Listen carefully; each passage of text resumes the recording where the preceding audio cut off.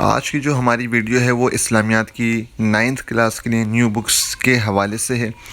اچھا جی، اس کا ہم ٹائٹل پیج دیکھتے ہیں۔ اس کے ٹائٹل پیج پہ ہمارا قبلہ اول یعنی بیت المقدس کی تصویر دکھائی دے رہی ہے، یعنی کہ بتانے کے لیے یہ دشمنان اسلام کا نہیں بلکہ مسلمانوں کا قبلہ اول یعنی بیت المقدس ہے، اور جو مسلمانوں کے پاس ہی رہے گا۔ دشمن چاہے جتنے بھی ظلم کر لے آخر ناکام ہی ہوگا۔ خیر، بیت المقدس کی ہم نے بات یہاں دیکھ لی۔ ذرا انڈیکس پر آتے ہیں، اس کی جو فہرست ہے، فہرست کی بات کرتے ہیں۔ اچھا، یہ سارے جو ہے وہ نگران اعلیٰ اور کام کرنے والے افراد فہرست میں دیکھتے ہیں۔ پہلی بات تو ہے کہ جو نیو بک ہے اس میں ہمارے 4 باب ہیں۔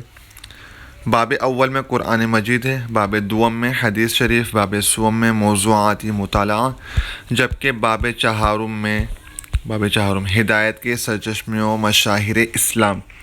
اچھا، گزشتہ جو 9th کلاس کی بک تھی اسلامیات کی، اس میں ایسا نہیں تھا۔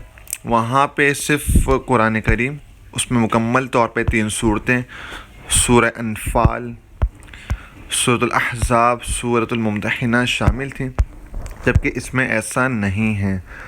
وہاں پرانی کتاب میں حدیث تقریباً 20 حدیث آپ کی شامل تھیں، اور موضوعات مطالعہ کے اندر صبر، علم اور خاندانی نظام اور اس طرح کے عنوان شامل تھے، جبکہ اس کتاب میں جو ہے وہ باب اول میں قرآن مجید، اور قرآن مجید کے اندر پھر مزید 2 چیپٹرز، پہلا قرآن مجید تعارف اور فضائل، اور دوسرا چیپٹر ترجمہ و تشریح منتخب آیات۔ سلیکٹڈ آیات کی تشریح اور ترجمہ کیا گیا ہے، جس میں جو ہے وہ ایمانیات سے متعلق آیات ہیں، مہر سے متعلق آیات ہیں۔ بڑی زبردست کتاب ہے۔ سب سے بڑی بات یہ کہ پرانی والی کتاب بلیک اینڈ وائٹ تھی، یہ السٹریٹڈ ہے، کلرفل ہے، جس سے بچے کا انٹرسٹ ڈیولپ ہوتا ہے، اور اس کو مطلب اس کے اندر بک ریڈنگ کی ایبلٹی کریٹ ہوتی ہے۔ اگر آپ کی بک جتنی کلرفل ہوگی اور جتنی اٹریکٹیو ہوگی تو بچہ اس کو جو ہے وہ اپنی پریکٹس میں لائے گا، اور آپ اس بک کو جتنا بورنگ بنائیں گے تو ظاہر سی بات ہے تو پھر جو ہے وہ انٹرسٹ ڈیولپ نہیں ہوگا۔ خیر، تو باب اول قرآن مجید سے متعلق یہ 2 چیپٹرز ہیں۔ باب دوم کے اندر جو ہے وہ مزید 2 چیپٹرز ہیں۔ پہلا ہے حدیث و سنت کا تعارف اور عملی زندگی پر اس کے اثرات۔ پہلے صرف آپ کو حدیث اور ترجمہ اور تشریح پڑھائی جاتی تھی، جبکہ یہاں پہ حدیث اور سنت کا حدیث اور سنت میں کیا فرق ہے، حدیث کسے کہتے ہیں، سنت کیا چیز ہے، متن حدیث کی اصطلاح، سند حدیث کی اصطلاح، راوی کسے کہتے ہیں، یہ ساری چیزیں جو واقع کام ہے اس میں کیا گیا ہے، جو پہلی کتاب میں نہیں تھا۔ ترجمہ و تشریح منتخب احادیث، گزشتہ کتاب سے کچھ احادیث اس میں شامل ہیں، اور اس کا وہی طریقہ ہے، ترجمہ و تشریح کی گئی ہے۔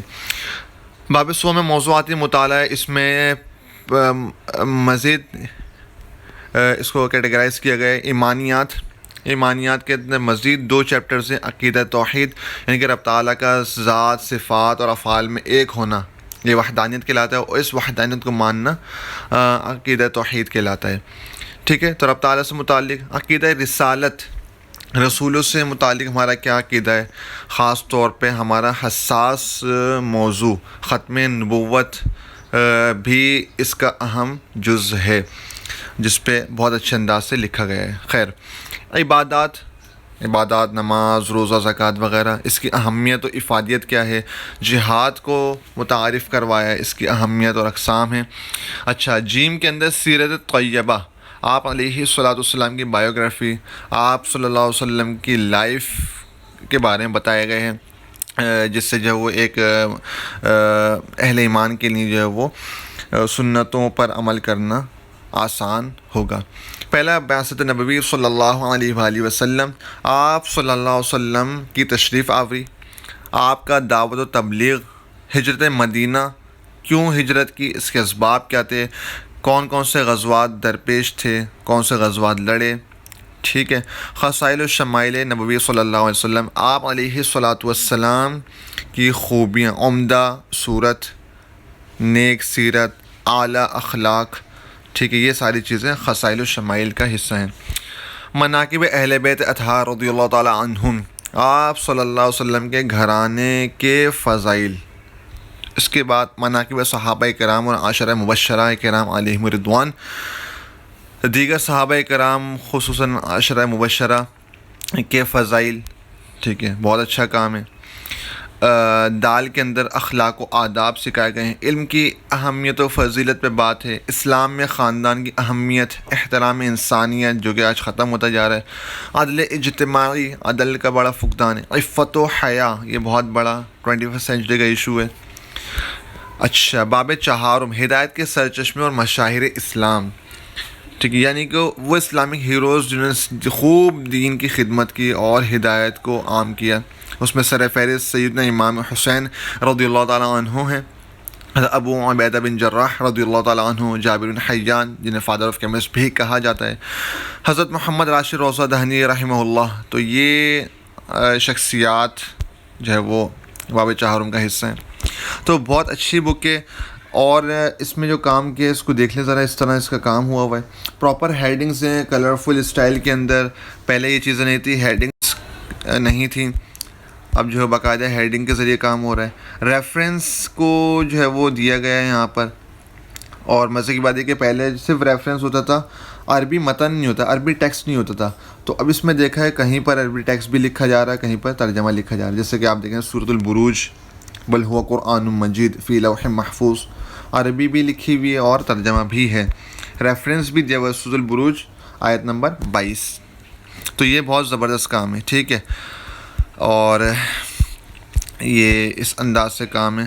اور پہلے جو تھا کہیں کہیں ویسے تو صلی اللہ علیہ وآلہ وسلم تو لکھا ہی ہوتا تھا، لیکن شاید رضی اللہ تعالیٰ عنہ یہ اس میں جو ہے وہ شارٹ میں لکھ دیتے، لیکن ایسا نہیں ہے، اب یہاں پراپر جو ہے وہ صلی اللہ علیہ وعلی آلہ و اصحابہ وسلم، آپ کو ہر جگہ یہ اسی انداز سے لکھا ہوا نظر آئے گا، حضور علیہ الصلوۃ والسلام کے نام مبارک کے ساتھ۔ اچھا، جہاں صحابی یا اہل بیت کا ذکر ہے تو وہاں پہ رضی اللہ تعالیٰ عنہ پراپر وے میں لکھا ہوگا۔ اچھا، کچھ مسٹیکس بھی ہیں اس کے اندر، جیسے کہ ہم آپ کو دکھاتے ہیں، ایک غلط ریفرنس کوٹ کیا گیا ہے سورہ نساء کے حوالے سے، وہ میں چاہوں گا کہ آپ کو دکھاؤں یہاں پر۔ یہ دیکھیے ترجمہ، بھلا یہ قرآن میں غور کیوں نہیں کرتے، اگر یہ اللہ کے سوا کسی اور کا کلام ہوتا تو اس میں بہت سے اختلاف پاتے۔ سورہ نساء آیت نمبر 27، آپ اس کو پرائمری سورس قرآن پاک میں جا کے دیکھیں تو یہ ترجمہ آپ کو سورہ نساء آیت نمبر 27 کی جگہ پہ نہیں ملے گا۔ اشاعتی سیمپل ہے، اس پہ مزید سندھ بورڈ کو کام کی ضرورت ہے کہ اس کو ری پبلش کرا جائے اور تمام اغلاط سے جو ہے وہ اس کو مبرہ منزہ کر کے شائع کیا جائے۔ خیر، اچھا، احادیث کے ساتھ بھی شعب الایمان للبیہقی کا حوالہ، یعنی کہ حدیث کی کتاب کا نام، اور پھر اس حدیث نمبر کو بھی لکھا گیا ہے، یہ بہت بہترین قسم کا کام ہے۔ ہیڈنگز ہیں پراپر، جیسا کہ آپ کو ہم نے بتایا۔ سرگرمی، پہلے ہی کتاب میں سرگرمی نہیں تھی، یہاں سرگرمی ہے، جیسے مسلمان اور قرآن مجید استاد کی نگرانی میں کمرہ جماعت میں اجتماعی طور پر باہمی مکالمہ کے بعد نکات تیار کریں، کہیں پر چارٹس بنوائے جا رہے ہیں طلباء سے، کہیں پر جو وہ اسپیچ کمپٹیشن ہے، تقریری مقابلہ، کہیں پر رائٹنگ کمپٹیشن ہے، تحریری مقابلہ، تو یہ ان کے سوال کا انداز ہے، پہلے بیانیہ سوال ہیں، پھر مختصر ہیں، اور پھر جو ہے وہ ملٹیپل چوائس کویشچنز ہیں، ٹھیک ہے۔